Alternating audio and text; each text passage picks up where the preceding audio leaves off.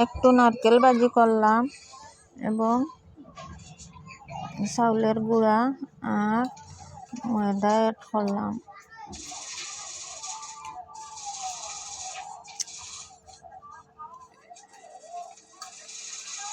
একটু জল দিলাম, দিয়া আর মিক্স করলাম, করিয়া দুটো ডিম ভেঙে দিব, সামান্য লবণ দিয়া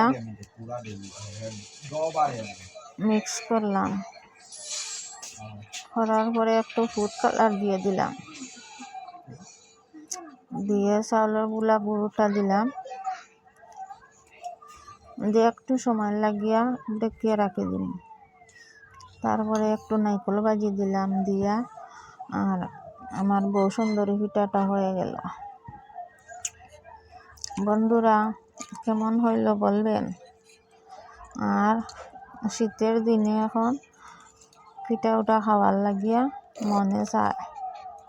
আপনারাও চায় যদি মনে আমার ঘরে আসবেন বউ সুন্দরী পিঠা খাওয়ার জন্য।